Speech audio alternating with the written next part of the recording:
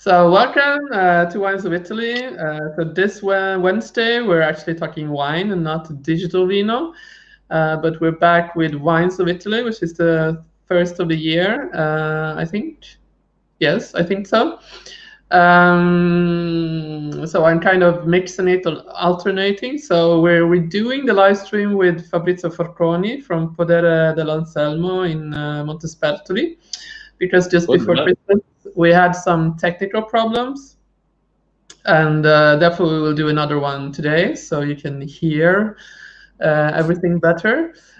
So for those of you who doesn't know where Montespertoli is, it's very close to Florence in Tuscany, but he will tell you more about that. We might mix a bit of Italian, a bit of English. So if anyone has any questions, you can just write them in the comments, and I will direct them to Fabrizio.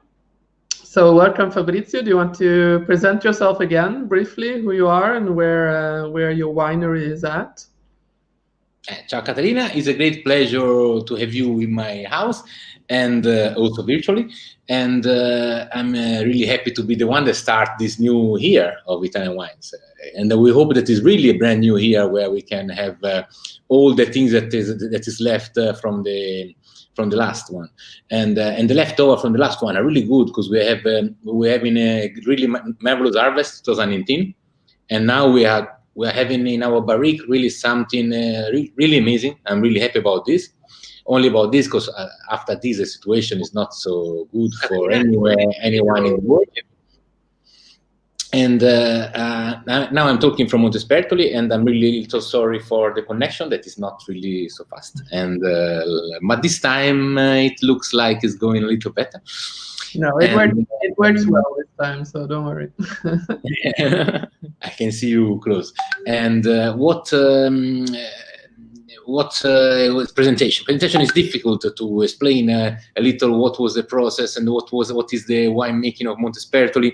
Maybe I'm not the right person to speak objective of the place where I'm living since 30 years. Also, if I know a lot of things, and I want to tell you that I was coming from this area, and for me, also for me that I was growing in this area, was a great big unveiling the power of our wine. Was something amazing that was changing maybe the destiny of my life. Sometimes you have something that is making you to move. I should have been doing some other job, because but I was coming from a family. My roots were really in the sharecropping or in the little Podere. And so I was growing in the last period where there was still this really rural economy, and it was a rural economy without following the biodynamic. It was normal to have the cow and to use the product, the side product of the cow for the health of the ground. It was normal to take care of the maintaining of the soil, the maintaining of the soil not to be washed. All the things that now looks like innovative. That was something that maybe if my grandfather was selling, say that is horrible. In the future, nothing is changed. Nothing is changed because the agriculture in this area was really well developed. The last 300 years, there was big change since the Medici was no more on, and Tuscany have to work with his own hand to maintain the land, and it was working like this. And it was also the period where I was starting to build. This house was built in this period. Was built now it's almost 300 years that there was this new deal of Tuscany that was allowing the people that was working also to have a house where they were staying. And this house actually was quite well done. Now they're really even a little overvalued, because they have some problem. We are far from the city, and everyone is moving here. And after realizing that it's true, the idea of the countryside, but after you are in the countryside, and you need to take the car everywhere to go everywhere, and being in the countryside was something that was good. Was in my childhood, I was here in and after moving to the big city, Florence, not a big city, and you know something. How Florence can be considered more a big village than a big city, and because it's still the same structure of the village, still little square that is turning around all the life of the people around. And after this, coming back here was from outside a little sad, because I was. When I was 20 years old, it was quite clear to me that for 10, 15 years, no one was doing nothing here. And so you find something really unattended, and it was looking like a real pity not to have someone that was taking care of this. And I was just as a weekend game, starting this. And after the game of being a winemaker was so nice. Also the game of being a host, because after I was opening, before I was just a room to rent, and after I was becoming like a little wine resort. It's 20 years that we are taking, not just to all the world, but also the culture of our food. And sorry, Fabrizio, can we talk a bit more about the area, like, you know, so if you talk a bit more about the grapes you grow, what is typical about the area? Yes, the grapes that I grow is also something that was for me was a change of view, because the first period that I was moving here, I was feeling that what we are doing here was not enough good. And sorry to talk to my grandfather, but it was just good in some years. And so the first idea, being young, was that I need to renew. I was renewing the vineyard, and it was a really good idea. In the renewing the vineyard, I thought that it was better to use some other grapes than was not just normal Sangiovese, but it's nothing is so said after some years, I was realizing that really this was really a good place for growing Sangiovese, because in the meanwhile, in 20 years, there was big changing in the average temperature during the summer, big changing in the climate, and the area where it was not possible every year to ripe properly the Sangiovese was becoming an area where we can have Sangiovese well ripened at the right point, because the warmest area now is having this problem. Also, the same problem that there is in Barolo, the same problem that they have in Valpolicella. The sunny part now is is changing the taste, and is going to have some different note in tasting. And Sangiovese is so much sensitive about the evolution, like the Cabernet, because the longest ripening period grape, usually they can take much more difference in with the average temperature, with the quantity also of wind that here is quite moderate. We are not on the seaside, so it's a quite particular place where we are not suffering so much from the dryness of the summer. We are in a quite warm place, and we have. I was replanting this vineyard, and now the first vineyard that I was replanting is already 1992. Is already almost 30 years, and they're getting old with me. And now we are growing. And now that we're really good. I have some Sangiovese that I was selecting. That was something that I was tasting now in the afternoon, and the Sangiovese came from the first vineyard that I was replanting. And in this vineyard, I was making a lot of change. Before, I was a little more like trying to copy what the industry was doing with the wine to make the best for the chemical analysis of the wine.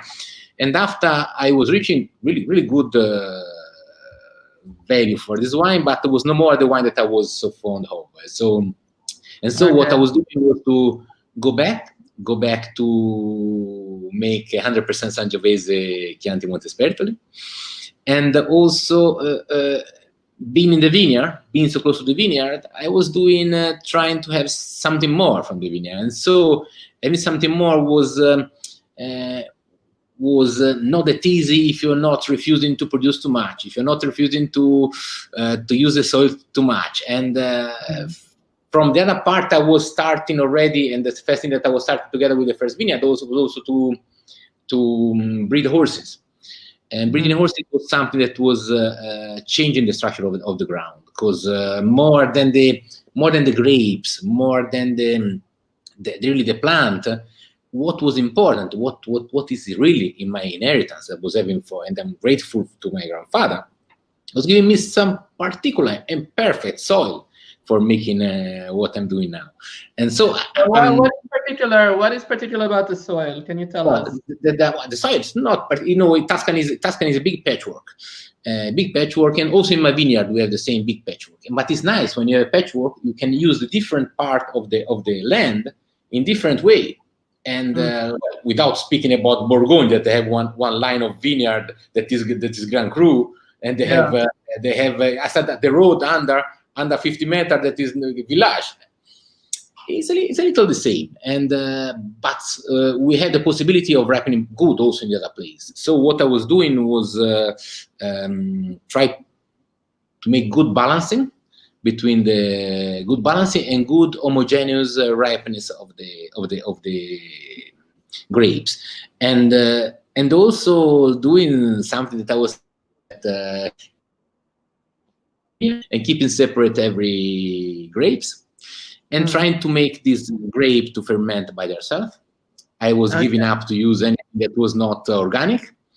I was starting to let the grass to take its place back in the ground, and this was not a big problem at all for the vineyard, because when there is, everyone says don't put the grass, because during the summer it's taking the water, but during the summer what is the grass in Italy? It's really brown, so it's not using no water at all. It's just pampering all the soil and keeping all the soil together. And this is the big value is this half meter of soil. This half meter of soil is quite particular, because we have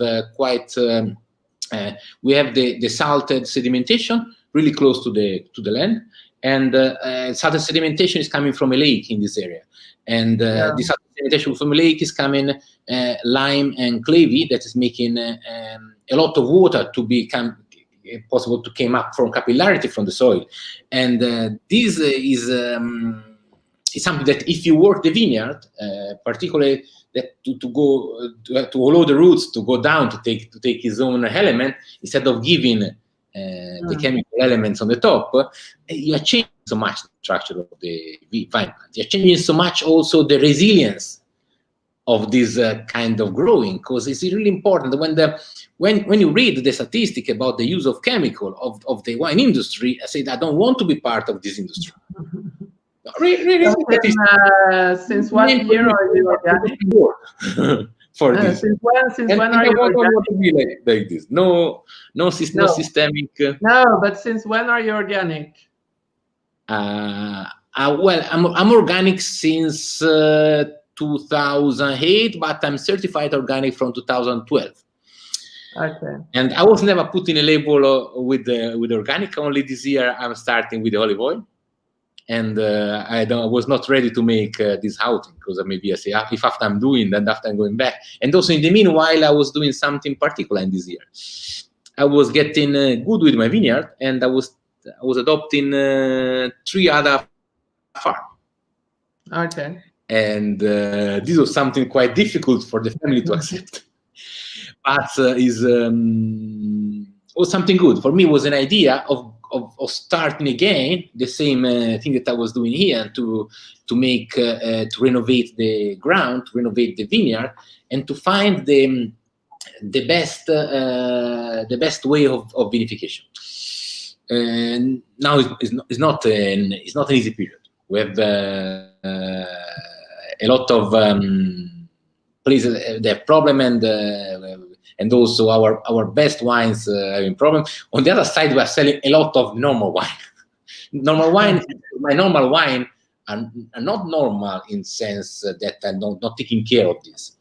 They don't have the same degree of ripening of the other one, but it's still all hand picked, all hand selected, and almost every year in the last 10 years, I was fermenting without using any addition of yeast that was not already in the vineyard.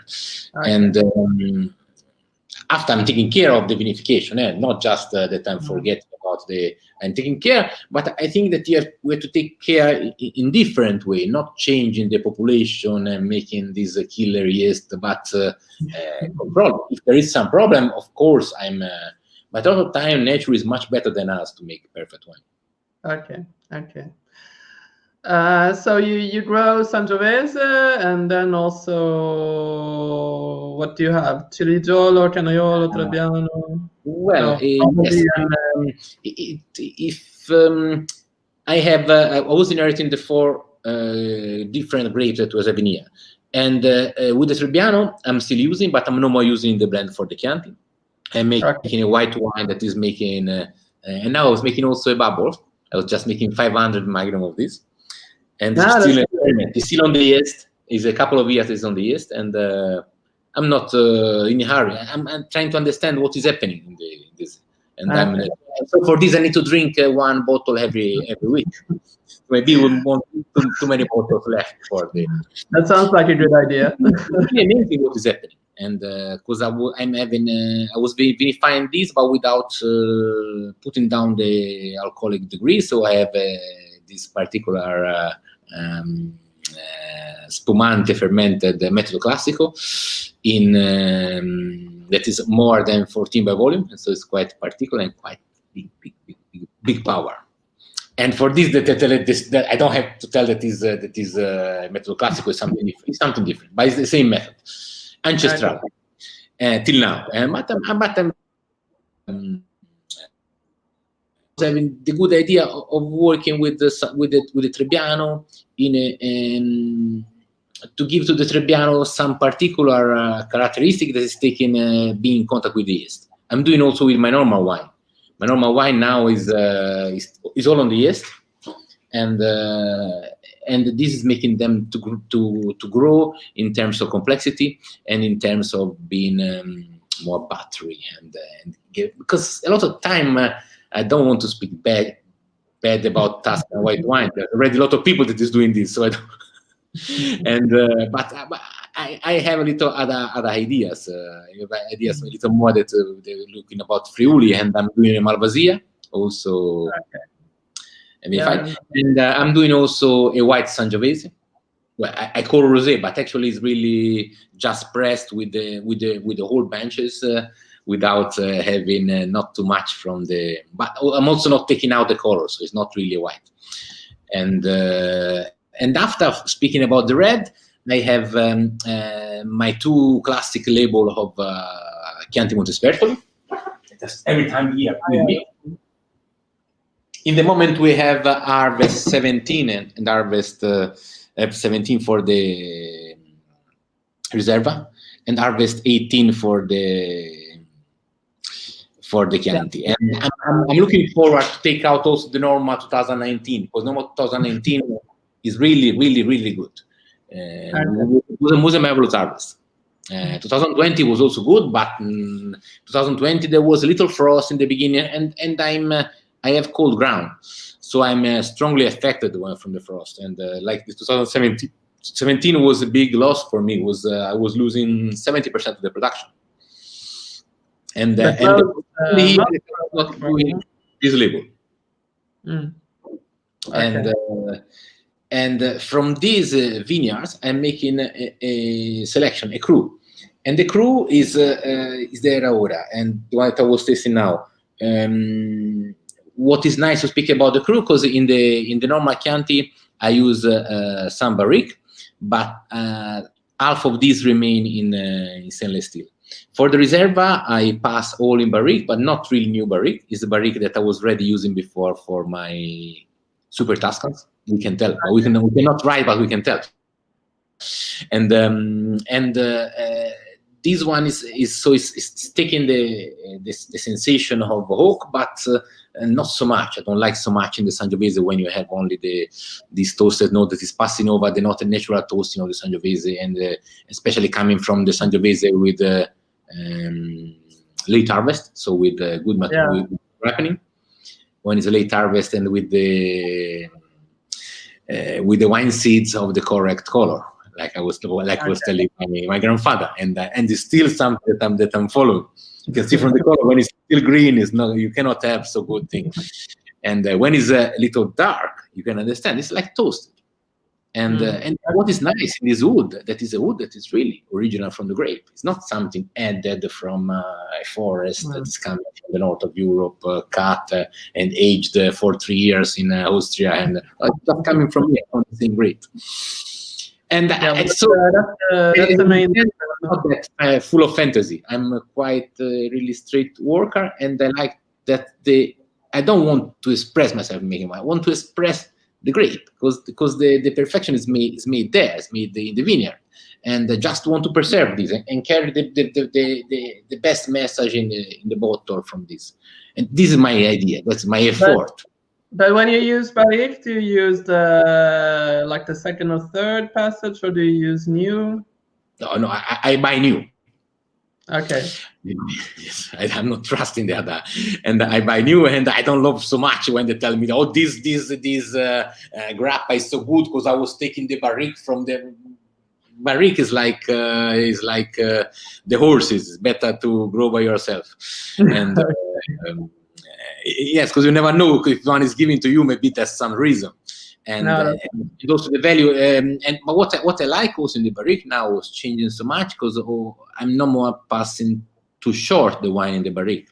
I leave at least 1 year. And instead with the Aurora, I was doing something different. I want to buy bigger barrel, but unfortunately, my whole cellar where I keep the barrique, I have a little door. So the maximum that I was buying, it was 1,000 liter, and 1,000 liter with the shape of the door, so a little not round, but like a egg. And this is really perfect. And I was really so happy about this. In the next year, I was that was difficult to change so I would not yet. I still have these two, and after I was changing the barrique for tonneau.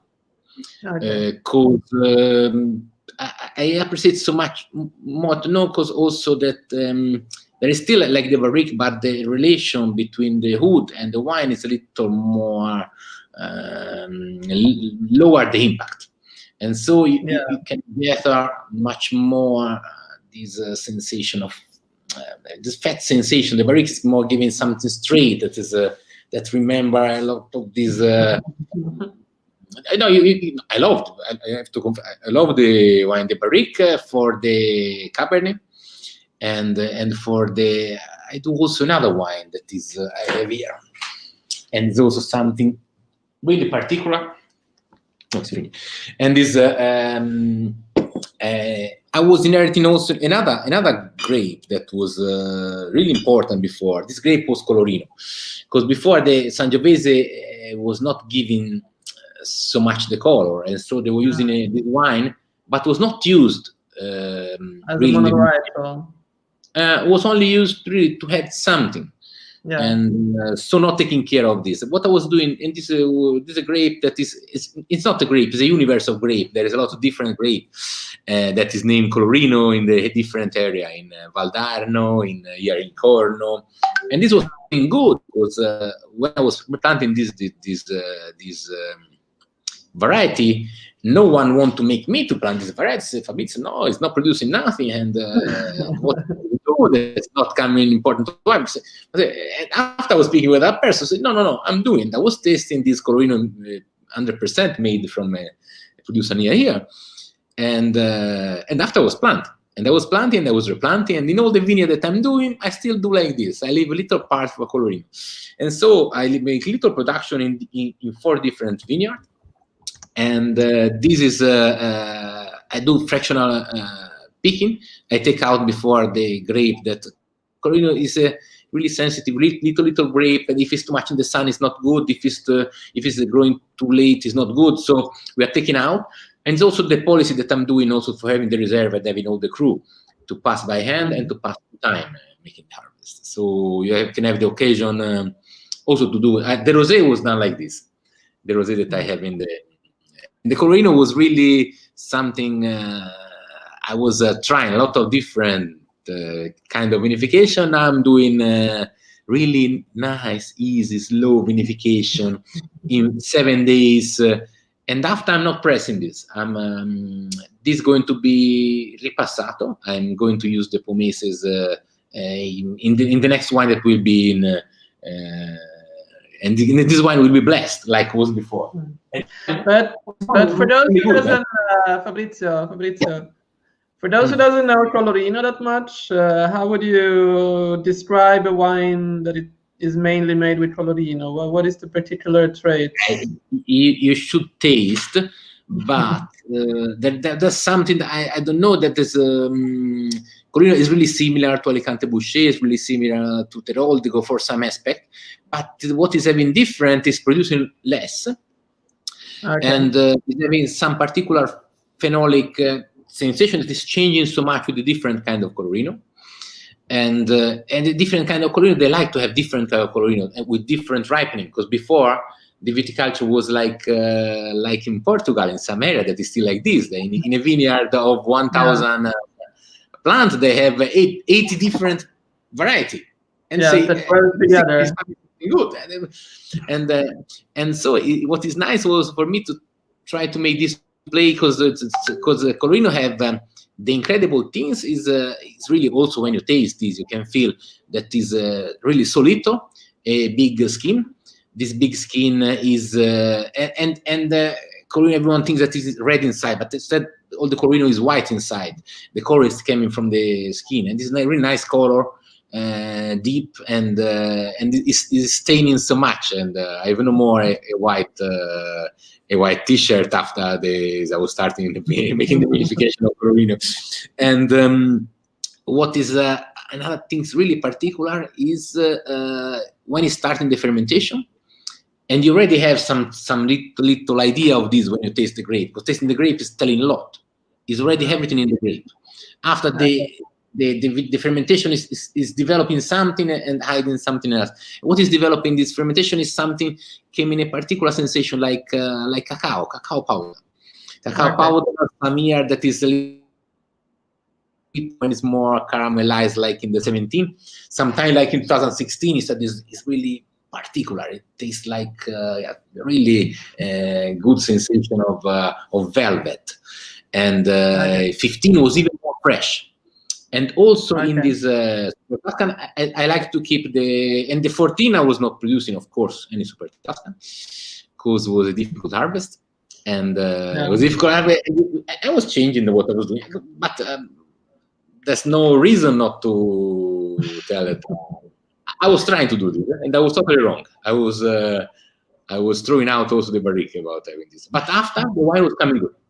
I was making a good reserva, and I still have reserva in the Magnum of 3 and 5 liters, because there was big production that year. Okay, really so there was a question from a friend of mine who sent it. So how does the wine, if we take the Chianti wine of Montespertoli, how does it distinguish itself from other sub areas of the Chianti? Montespertoli can distinguish particular. It's the only one that still have the original pink label. When you find the pink label, is the Chianti Montespertoli in all of Italy. Because Chianti Montespertoli was not coming that famous, and instead when we was starting Montespertoli, I was avoiding to tell. But I should confess something about Montespertoli. Montespertoli is the biggest city for the wine production in Tuscany, and no one knows. And I'm ashamed to tell the people this, because it means that that is not a good place. And when I was starting, say a lot of fortune to make good wine in Montespertoli. But in the history, I remember, and we still have some wine that was really a good place. And after, in the 70s, was exploding the production in Montespertoli, because actually it's quite easy to make wine here. To make a wine, to make a really good wine is difficult, and challenging, like in all the world. And don't believe that. I have friends that are really great producer in Montalcino, great producer in Gaiolo, great producer. It's not easy also there. Not easy at all. It's no, you have to work a lot, you have to be careful, you have to do the same thing that we do here. And so I don't feel that they are spoiled about this, but I feel that they are really doing great, and having even something more, if they are wrong, being in the best position, or say after days, more ashamed. If I'm wrong in Montespertoli, no one take care. Okay, so there's a question from hello Ladislav. So he says, hello Mr. Fabrizio, what is your opinion on the wine technique during the fermentation? Well, my opinion was, if you were making me this question 20 years ago, I can tell exactly how many volume I was pumping over for each things, and because I was quite technique. Now it depends on the year. Depends on the year, and remontage and délestage. I love so much also délestage. Délestage is even more. Maybe we have to speak what everyone knows. During the fermentation, there is it happens something quite particular. Fermentation is making from this yeast. The fermentation is making is producing alcohol from sugar, and it's producing also it's warming up the masses, and is making also carbon dioxide. This effect what causes? It causes that you have to cool down this. And remontage before was used also for this. Now for cooling down, we have the machine for cooling down, and in my cellar I'm also taking care of the nature. So I have a machine that is recycling also the hot of this, making the water for the house and for the pool. And this remoage is making something quite particular. So during the remoage, you are pumping out the wine. The wine is going to be aerated by gravitationally putting the fluid in the. And normally I do like this, and like this you give 2 milligrams of oxygen without having no strange machine or without buying what is working, and so the wine is putting out the carbon dioxide, and you can do something when you have to make remoage. You speak only doing the red, because doing the white we speak about bâtonnage, because this is the opposite. We have the sedimentation of the yeast, and we need to keep them moving and to give air to them. And in the red wine, we have something solid, that is the pomaces. So they are floating, but like being inflated from this. And so after, you have to go there when it's not too dry till the beginning of the fermentation. And this is nice because when you enter there, it's like when you cook with the pressurized pan. It's much better to cook with the pan open, so you can understand what is happening during the. And this is really nice, because if it's a war, they picking the grape before after, when we are in the cellar, we already win the war, but we have to take advantage of what we've done in the harvest. And this maceration, for me, I was speaking about the Colorino, and Colorino is particular maceration. Yeah. Colorino also remoage is made 1 time per day, but really soft and really taking care, because the wine is melting, and so I'm making a marmalade, and I don't want to make marmalade. I want to keep a normal wine that it can taste, and I don't want to extract so much. Instead, with the Sangiovese is totally the opposite. Sangiovese, we have really these big berries sometimes with really tough skin, and I love so much the taste of the skin when you have this nice skin. I have to tell also, in the last year I was changing also something about how we work with Sangiovese, and I was destemming but not crushing the grape, so the grape remain untouched, and the tannins of the seeds is going to be extracted, but later, not suddenly. And the remoage is made. Remoage is also good because you can, if there's something damaged and the little seed is going down, maybe they're not the best ones, so you can drain this. And I was speaking about another French word, that is délestage. Délestage is really also nice. It's really something simple. You don't need nothing. You take out all the liquid part, and you put aside.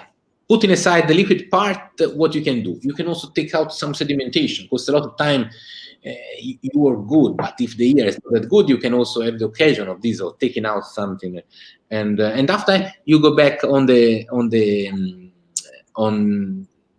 pomaces. And what you do, magic, you carry the oxygen down there. Okay. But without any machine, without this the one that's selling machine don't need to be, because I was buying a lot of machine. Now I'm not more buying machine, but I'm more investing in making new vineyard and taking care of the vineyard. And because we don't need. Yeah. No, I mean it's more like, manual. Like surf can go in a sports center where they make fake wave, or can go at the seaside. So and the remouage is continuing. It's continuing different. In the beginning, we do more with the hair. And after, in the end, we have to be careful not to oxidate so much. The oxygen is really important. And Sangiovese, like the Nebbiolo, like the Pinot Noir, time was having some problem about fixation of the color. And one of the best way is to give this wine little of oxygen, and not giving too big sulfate addition. And sulfate is also a big. I'm sensitive to sulfate, and but how? So I'm not using too much. How much do you use of sulfites? Actually, we use during the transportation. Okay. Because during transportation, I do something. I'm ashamed now to tell all my secret about what I do something strange when the vineyard are doing something good, when the grapes are good, and when like now we have to pick earlier, we have to go to make the harvest in the mid of September while there is 30 degrees. I have masters arriving in the cellar with 28 degrees.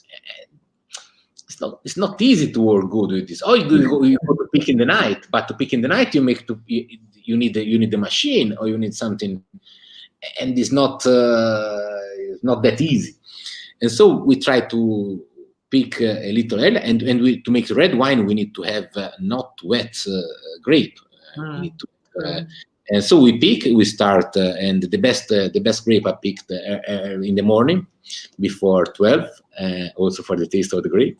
It's not mad. You can try. You can try the taste of the skin, and it's much better in the morning. And after, I put a little basket. This little basket I keep. I put in the refrigerator for 1 day. And after, so like this, what I do, I separate to make the quality. I need to separate the speed of picking with the speed of processing the grape. Okay. So I can have more time. And I can stay also till midnight to sort out the grapes, and because over there we have the light in the cellar. In the vineyard, it's a bit more difficult. No, vineyard is a bit. That's only ice wine that you pick in the night. After this,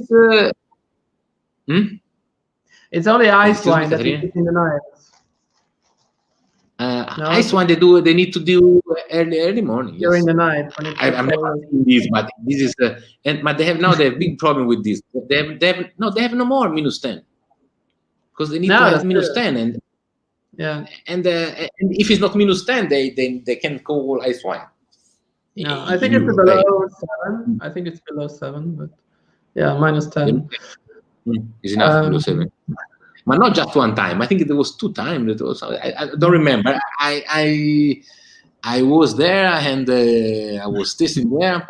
And I have to confess, when I was there, when I was 18 years old, I came back home, and I was planting in my vineyard 400 plants of Riesling.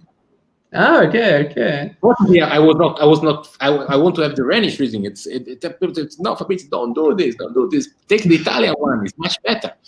And they were right, because it's much better. It's a little different for the range of taste, but not big difference. It's really the same. If it's vinified in the same way of actually.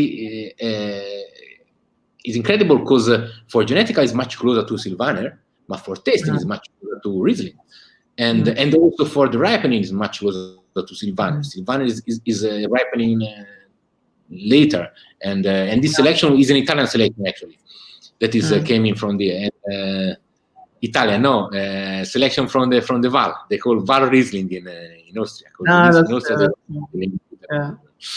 So should we talk about your wines? I know you prepared like 2 vintages you wanted to compare. Yes. What I was speaking about was to try to find a trade union between 15 and 17.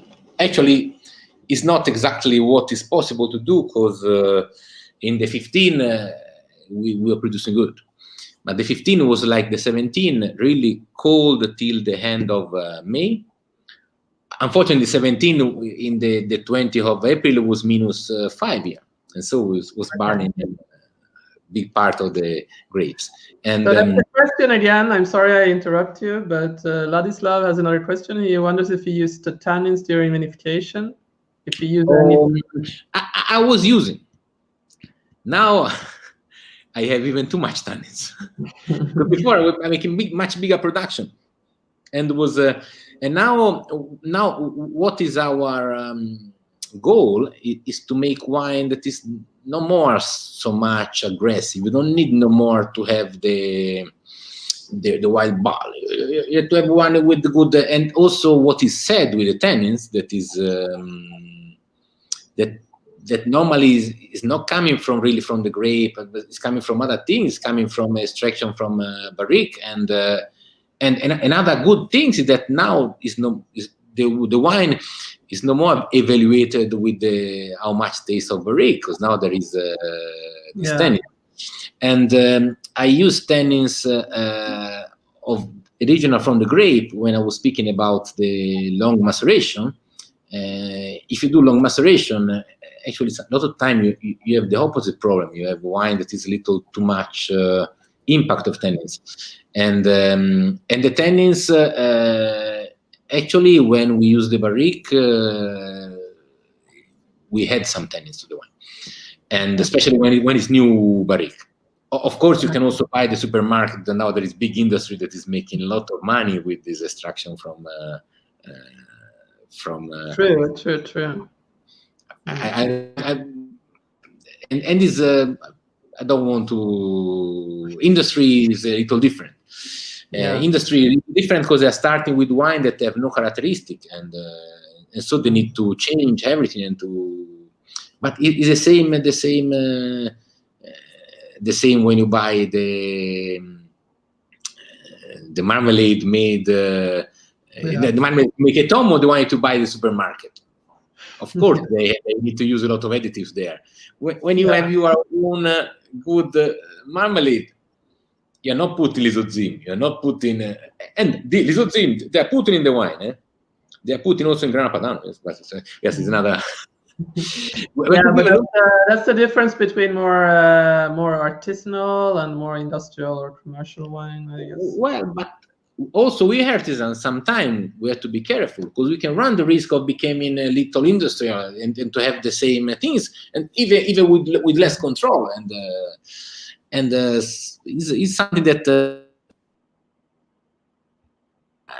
it's possible to say that I want to buy the solution to have a perfect wine, and if it's making good wine, don't worry about the tannins. It is not unhealthy. And I have to confess, also the industrial wine is not unhealthy, but it's like the marmalade that you buy with.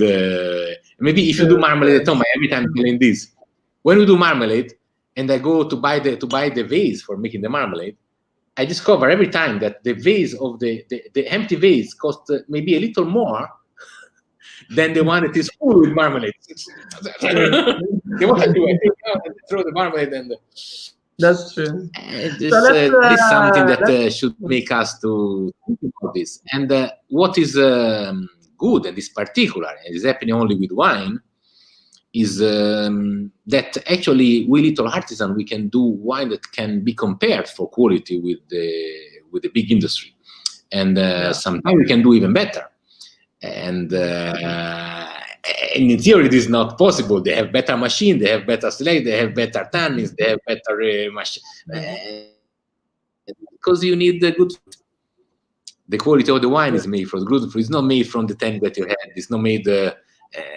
No, it's made from the grape. Sometimes this wine that is added with everything. Yeah. This so not nice. Not nice also for the people. So let's get back to talk about the vintages 15 and 17. We were talking about them before, no? I was not speaking about the perfection that was happening in the middle. In the middle was coming a really perfect harvest, 2016. 2016, all the wine were perfect, all the grapes were perfect, and maybe also the industrial wine was good this year, because really it was really good ripening. There was good quantity of water coming at the right point, and because this is strange, when I speak with people from the New World, say, really, you're waiting for the rain, you don't have the water. Say yes. Yeah. The water, no, the watering. No. So how can you give fertile irrigation? No. True. No, but 16 was a good year in general in Tuscany, I think. 16, yes. 16 was great, and was great because 16 was coming out also after 2 years that I was speaking about, 14 and 15. Where there was raining for like in these 3 months for 18 months, and was a particular period when also was a good harvest for the English white wines, 2014, and not for us. And after the 16 was really good, like the 19, and I'm really happy about this. What you have to do, sometimes also, if you are a really good winemaker, you have to understand what is the possibility of the nature, and so but I'm really happy also to present a 17 that was made with Cabernet, and Cabernet was not affected from the frost. Cabernet is coming from up north, and it's not having no problem with this. And they were making a great selection. The first vineyard I was planting, I was speaking now about the Riesling, but I was planting Riesling, I was planting Merlot, I was planting Cabernet Sauvignon, I was planting also Cabernet Franc, because I love so much some expression from Cabernet Franc, and was some of my favorite wine when I was a child, 18 years old, was made also from Cabernet Franc. They're still my favorite. Okay. No, I like a good Cabernet Franc. It was not possible for me to produce a lot of quantity of Cabernet Franc. It's difficult. And instead, Cabernet Sauvignon was doing great. And Cabernet Sauvignon was so funny because my grandfather was totally against this French grape.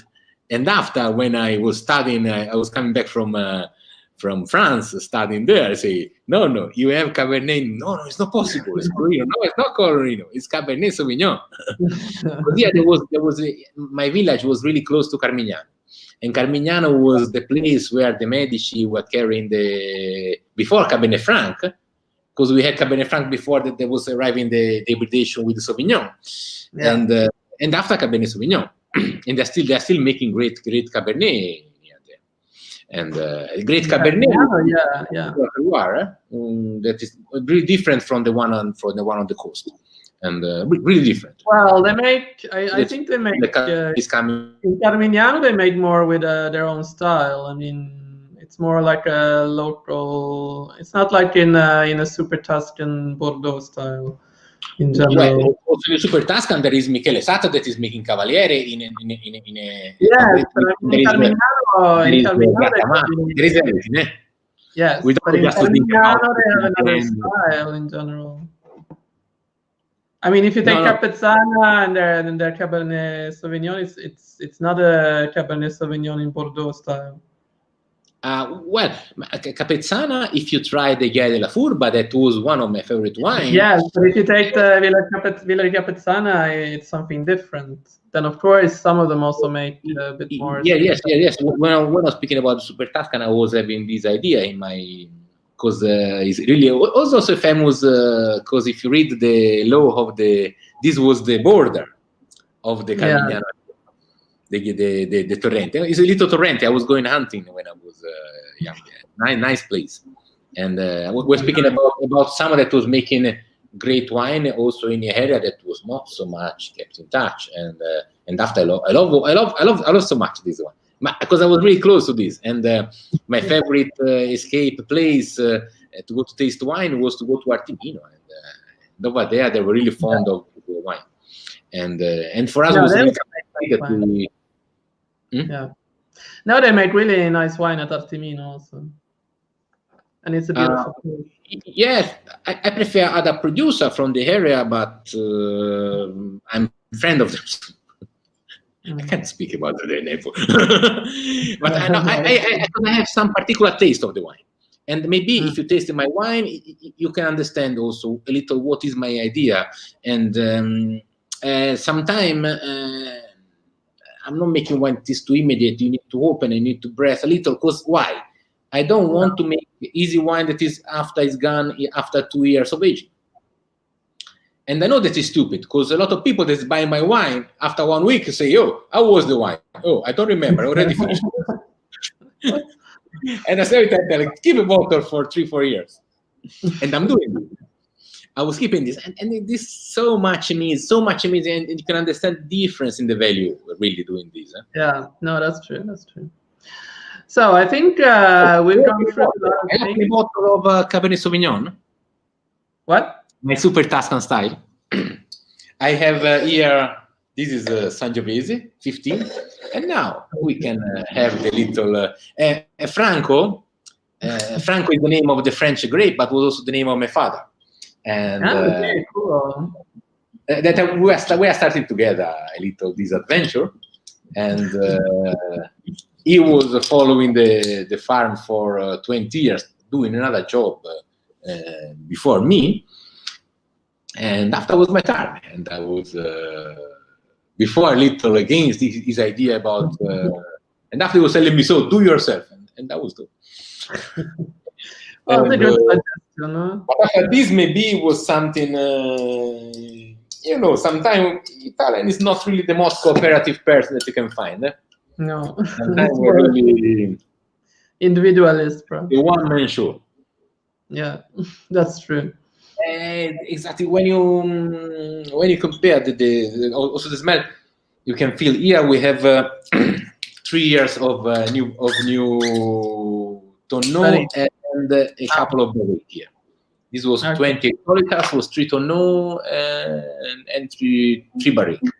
And the selection for this was really strict. Because in 2017 we had a lot of Cabernet. The Cabernet was produced really good, and it was also a good. Now you can see what I was telling, because if you see in my wine there is still some carbon dioxide coming up, and this 2017 was bottled in before the summer. I was taking out from the barrel and bottling without not doing too much, so no adding, no tannins. But if you taste, you can understand why I don't have no tennis. It's already full. And what is also nice to have some particular things and to use some that you have a particular expressivity, and after you growing in the year, some particular note that is really the fingerprint of the area, and this is so nice also, not just to taste one harvest, but to taste the wine in a row. Before I was not able to do, but now I have me and big investment. I used to be a rich boy before. Oh, really? And after now, that was what I want to do. I want to. I think you got blocked now. Okay, so he got freezed. Yes, good. Now I think you're back. In the morning was freezing. For a bit. But today was a memorable day. It was really good to be outside.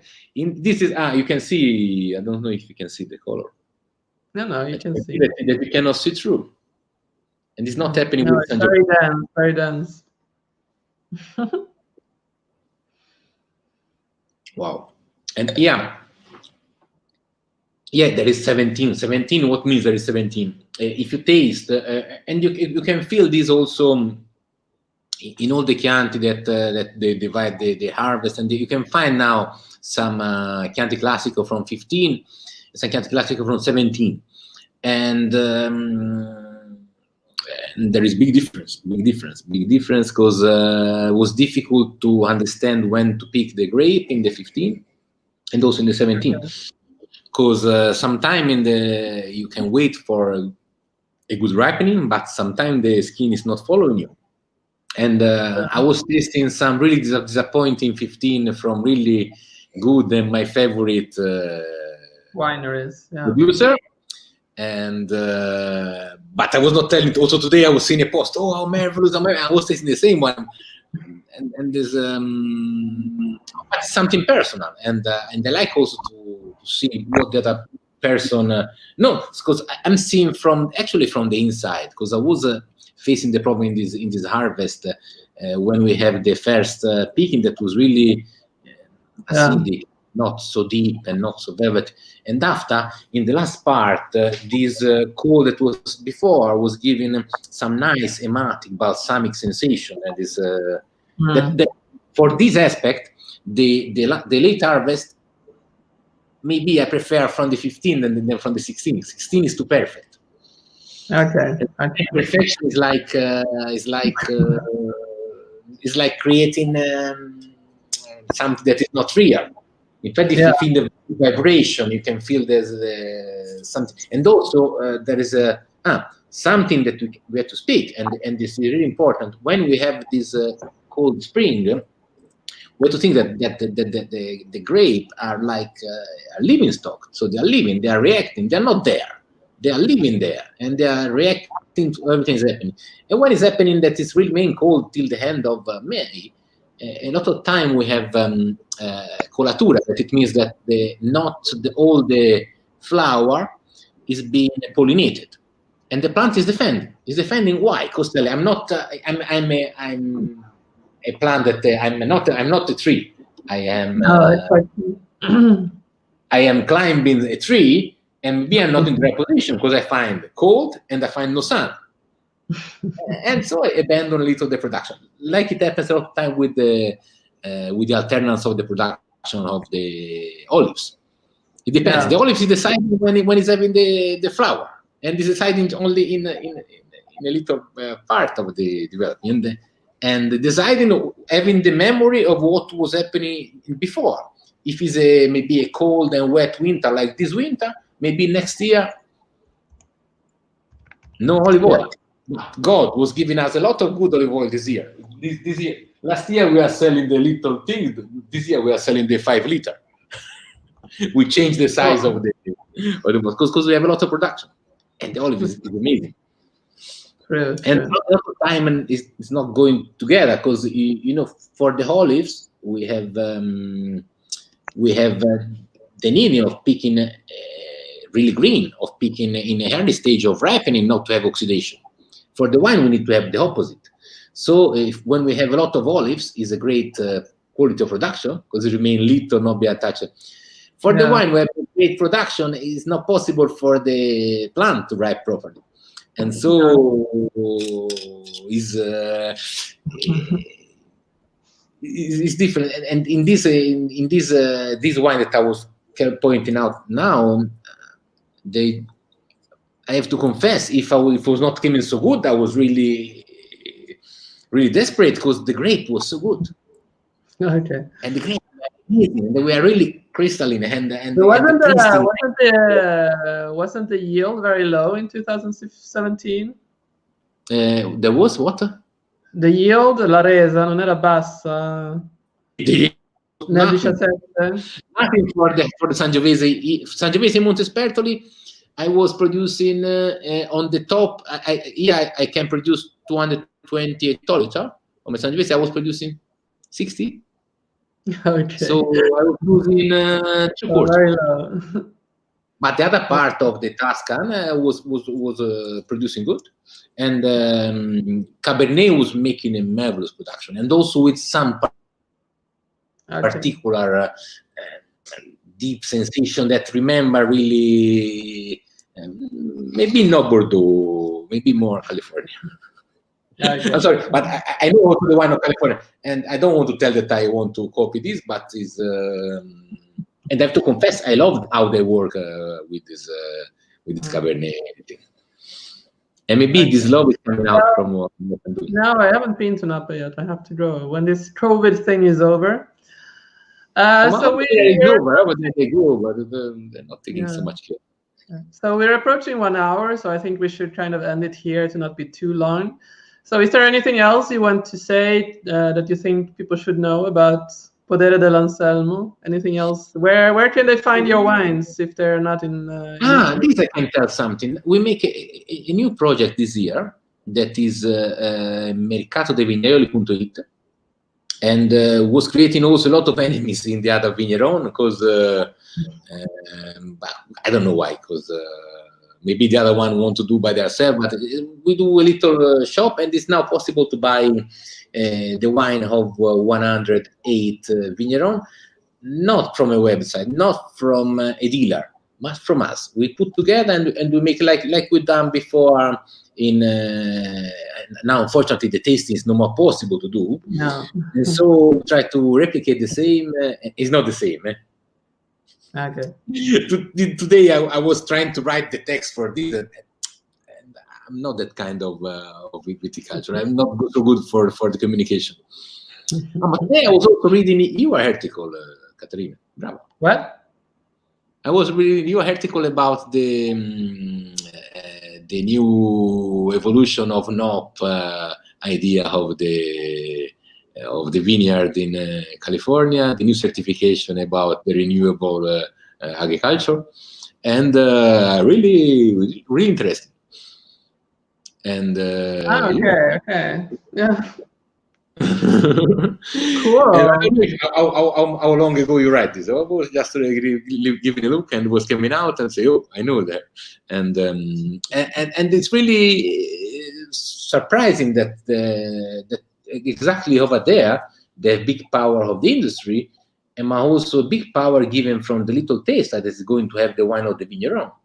Yeah. And over there, the people is also investing much more in the wine and per bottle, and it's really nice because when you invest so much in the vineyard, it really change the reality of the land. And knowing them, you can understand how in 30 years they were changing the world of this. But they also invest in communication, which people don't really do here. Yes, this is true. And I mean, people invest in communication here too, but often they invest in the wrong. I mean, they try to take the easiest way out often. So. Well, for what I know from them, they invest in a particular kind of communication, like creating a community of friends of the winery that they get close, and they are the only one that they're allowed to have this wine. And so this you can consider communication, or you can consider something a little the opposite of communication, closing and telling only if you trust in me, you can be in my. And sometimes is also this kind of selective market and having. Yes, but that's only one part of the marketing. I mean, they do a lot of other stuff to reach to that point. So, but that's another discussion. Yeah, no, but can we get back to Fabrizio?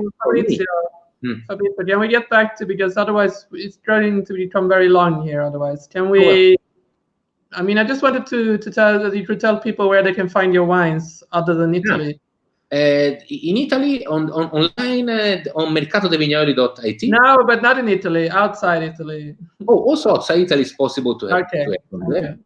And in Belgium, we are distributed from Cade Sommelier. In Germany, there is Der Weinhandel Podere. In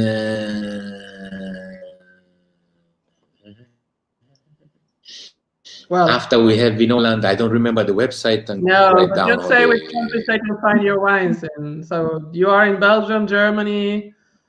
You are in the US. You know, they're from home, and is now I'm making 25 on my production is directly sold to the consumer.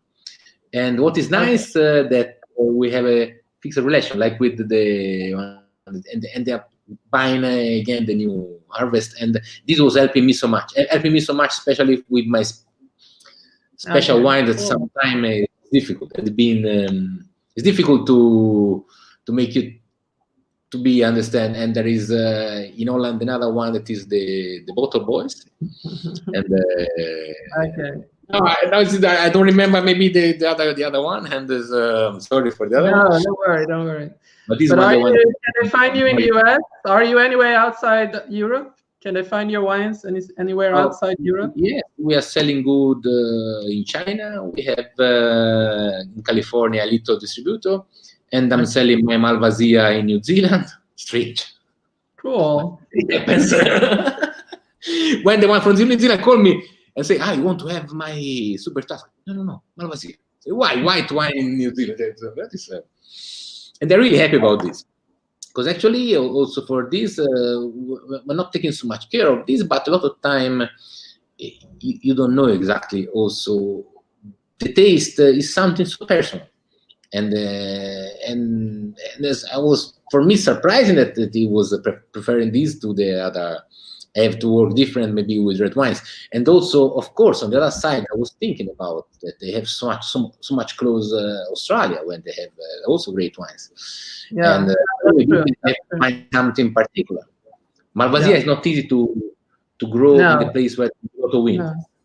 And True. So if we should end it here, because we're over 1 hour now, and I don't want to be that long because it becomes a bit. And I want also to tell that if anyone want to know something else or want to came to here to visit, I put the link to your website in the comments. So anyone who wants to find out more about Fabrizio and Podere dell'Anselmo, you can click the link that I put in the comments, and also you can click the link to my newsletter if you want to sign up to get all the latest news.